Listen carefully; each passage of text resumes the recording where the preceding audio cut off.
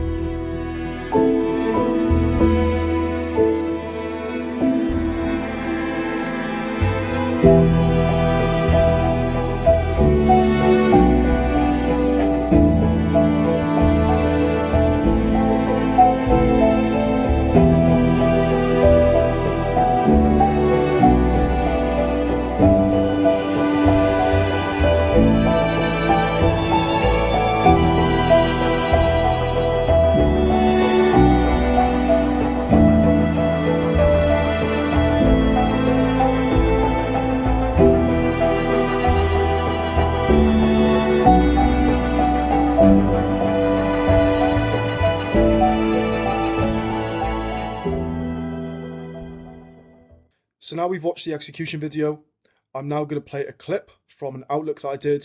I want to share with you exactly why I was looking for lower prices, because this is going to provide you with more narrative as to why we were looking for lower prices, and then I can break down exactly what I was looking for on the higher time frame as well as the lower time frame with the use of time cycles.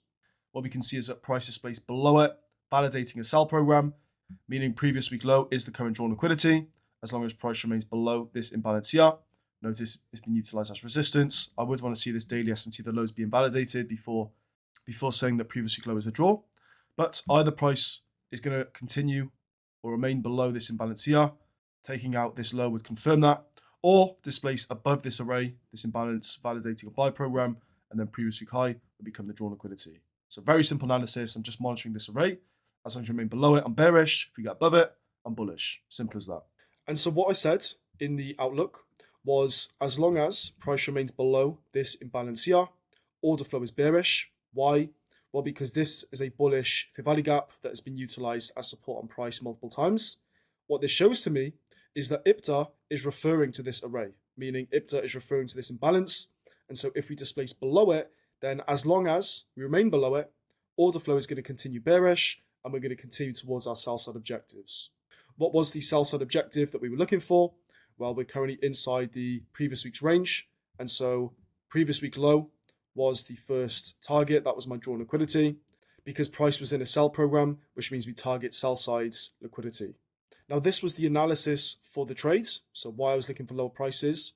Now we're going to go through the entire protocol from higher time frame to lower time frame to execution. And I'm going to share with you each step and how to identify each step in order to trade this market maker sell model that I traded into the previous week low. So what I have written down here is the protocol. We've got the higher time frame protocol, we've got the lower time frame protocol, and we've got the execution protocol. Now the function of the higher time frame protocol is to identify narrative, so point A and point B, where price is going and where price will go from. The function of the lower time frame is to confirm the idea that we've created on the higher time frame. And then of course, execution is just to get into the trade in line with our higher time frame analysis. If we begin with the higher time frame, step number 1 is order flow. As we know from the outlook that I did, as long as price remains below this array here, this imbalance, order flow is bearish, meaning I was looking for market maker sell models. Why? Well, because if order flow is bearish, price will expand lower, retrace higher, and expand lower.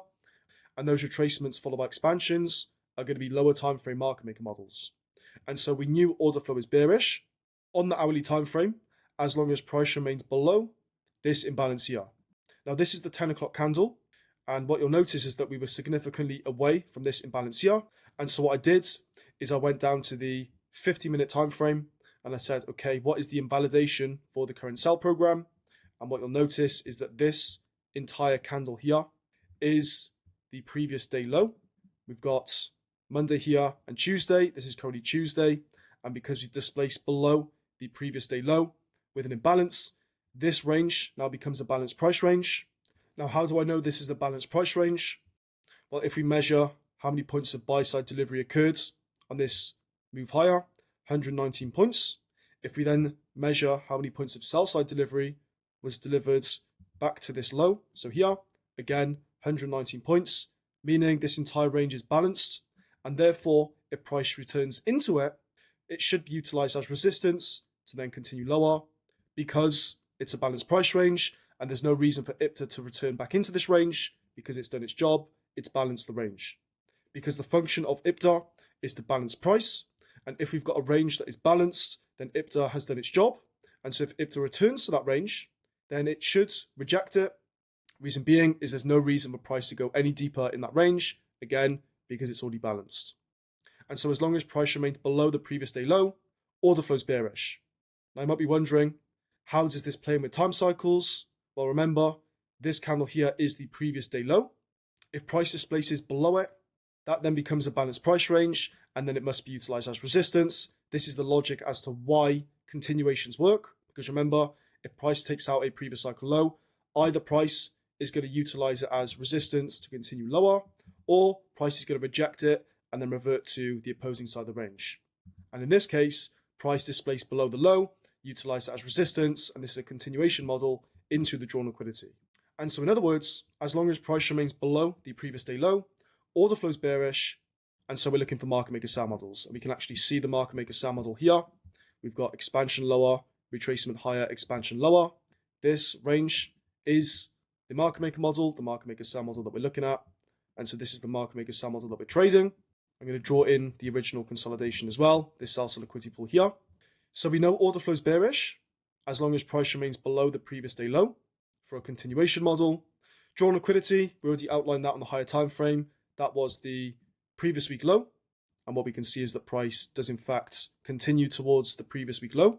Finally, point of interest, which is step 3 in the higher time frame protocol. Well, our point of interest is the invalidation for the delivery program. And because we're in a sell program and the invalidation for the sell program is the previous day low, that means that the previous day low is our point of interest. And as we can see, price retraces higher into our point of interest, utilize it as resistance, and then expands lower. And so we can draw an arrow from our point of interest to our drawn liquidity. And this arrow is what we call narrative, meaning we anticipate price going from the point of interest to the drawn liquidity. all we have to do now is drop to the lower time frame and confirm that idea. So now that price is retraced into the point of interest, we're going to drop to a lower time frame. Now this was the market maker sell model that we were trading, where we've got retracement higher, expansion lower. What I was seeing was the 15-second time frame was cleaner than the 1 minute. Reason being is I can see the left side of the curve cleaner. We've got original consolidation, accumulation phase here, final accumulation phase here before the SMR forms. And so I used the 15 seconds in order to measure order flow. Now, if we look at step 1 in the lower time and protocol, it's CSD. Now, what you'll notice here is that if I just draw in some lines, what I've drawn in here are 3-minute cycles. If we just zoom in, what we can see here is we've got the cycle from 10:06 to 10:09. That's a 3-minute cycle. Remember what we said, once price takes out that previous cycle high, either price is going to reject it or continue through it, utilizing that support. Remember, because we're looking for lower prices, we're not looking for a continuation higher here. We're actually looking for a reversal. So we're looking for that purge on liquidity. And what we can see is that price does in fact displace below the previous cycle high candle. That is a change in the state delivery that confirms to us that a purge and revert model is now going to play out. And so on this candle here, 10:10, this was the confirmation of a change in the state delivery. SMT, well, there was double SMT here. If I just draw in the cycle from 940 to 950 and then take a look at ES, what you're going to see is that ES actually did take out the previous 10-minute cycle high from 940 to 950. Nasdaq failed to do so, meaning we had a 10-minute cycle SMT. Notice this would be a 10-minute cycle purge and revert, purge the previous 10-minute cycle high, and then revert to the previous 10-minute cycle low, which is the original consolidation for this market maker sell model. And so we had one form of SMT here relative to a 10-minute cycle. Not only that, if you'll compare the highs on ES, what you'll see is the smart reversal occurred at 10:04 on this candle here. These were equal highs, and so this is the reversal, 10:04. And on Nasdaq, 10:09, meaning we had a 3-minute cycle SMT as well at the smart reversal, meaning we now had double SMT. This is the highest probability form of SMT, where we have SMT outside of the market maker model, because remember, this is the market maker sell model here. This is SMT relative to a swing outside the market maker model, so to the left of the original consolidation. And this is SMT inside the market maker model at the smart reversal. And this is what we mean by double SMT. And so we've got CSD, which occurred at 10:10. We've got SMT that occurred relative to the previous 10-minute cycle and relative to a previous 3-minute cycle. Finally, we need time to align with price. Well, the smart reversal occurred at 10:09. And as we know, the way we identify whether time meets price is utilizing macro windows. There's a macro window from 9:45 until 10:15. And what we want to see is either a reversal or expansion in this time period. Because this is a smart reversal, which occurs at 10:09, we can say that time meets price. Meaning, we've got a confirmation of a change in the state delivery. We've got SMT, double SMT, and we've got time aligning with price. This means we have everything we need now to look for a short. All we need to do now is execute the trades by defining an entry, an invalidation level, and our targets. Now, if we begin with targets, because targets are predefined on the higher time frame, target 1 is always the original consolidation, which is here, the low of the retracement higher. And so this here is target 1. This is where you're going to take off majority of the position. And then finally, we're going to hold a runner towards the drawn liquidity, in this case, which was the previous week low. And so this is our target 2, meaning we already know our targets before we even enter the trades. That makes our life very easy because all we have to do is just hold towards our targets. If we now define our entries, well, what we can see is that price displaced below the previous cycle high. Once that occurs, price then must utilize it as resistance. So that's our point of interest. And so we can utilize that as our entry points, meaning we're going to take a short once price retraces back into the previous cycle high. Invalidation level, well, invalidation level is the previous stage of distribution for shorts, which in this case is the smart reversal because this is the low risk sell. And so our stop loss is going to be placed above the smart reversal. And so this was our entry, inverting the previous cycle high. Stop loss above the SMR. Target 1 is the original consolidation from 8.4 to 1. And then target 2 is the drawn liquidity for almost a 14 to 1. Now this risk reward seems pretty crazy, but because our targets are very objective, original consolidation target 1 and drawn liquidity target 2, These risk rewards are possible. This is why it's very important to get used to holding trades. You have to be comfortable with your analysis and be confident that price will reach your targets. And if not, you're going to exit too early. You're going to give profits away. And so you have to be comfortable with holding trades towards your targets. Now, if I draw in some arrays, we had this imbalance here that was utilized as resistance and support. Once it's placed below, it must be utilized as resistance. And so I did, in fact, take another short once price retraced back into this range with my stop loss above this high here. Why? Well, because there was SMT relative to these swing highs here. We've displaced below an array, previous stage of distribution. And so this was the invalidation level. Let's say you missed the initial entry. This was your second entry. Target 1 being a 5-to-1, and then towards your target 2 being a 9-to-1. And so these were the two trades that I took. I also drew in some price ranges. We had this imbalance here that had been utilized as support multiple times. Once it's placed below, must be utilized as resistance. More specifically, these two imbalances here, because notice price utilized the high end as support. We then displaced below it on this candle here. And so our stop loss can be trailed above this swing high here. This was the new invalidation level. Notice price then displaces below the previous cycle low. This is a previous 10-minute cycle low. And remember what we said, the previous cycle low must be utilized as resistance, this entire price range here, because you've got expansion, retracement, expansion. This is the final manipulation leg lower. We then extend it to the right and notice price utilized as resistance before expanding lower. We then displace below this low here, which is a previous 3-minute cycle low. If you'll notice, previous 3-minute cycle low from 10:30 until 10:33, price then utilized as resistance. And then finally, we've got 10:40 here.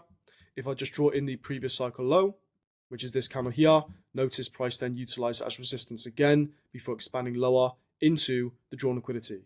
And so what I've showcased in this breakdown is the use of time cycles. Once price takes out a previous cycle high or low, either price is going to reject it and produce a purge and reverts, or price is going to utilize that range, that high or low, as support or resistance for continuation. And so either a continuation model will form or a reversal model will form. How do we know which one? Well, the underlying narrative on the higher time frame, so the drawn liquidity, will tell us this, because if the drawn liquidity is lower and price displaces below a previous cycle low, then that previous cycle low must be utilized as resistance. If, however, our drawn liquidity is lower and price takes out a previous cycle high, what is likely to occur? Reversal model, where price takes out the previous cycle high and then reverts the previous cycle low. And so the question as to whether price will produce a reversal or a continuation model based on time cycles will depend on the narrative, the drawn liquidity, which will tell us where price is going. And then based on that, we can anticipate continuations and reversals. So that brings us to the end of this breakdown where I've exposed the truth on time cycles. I've showed to you exactly how to anticipate reversals and continuations utilizing time cycles. Main takeaway is that the drawn liquidity will tell us what model is going to play out, because if the drawn liquidity is lower and price displaces below a previous cycle low, we know that that previous cycle low should be utilized as resistance.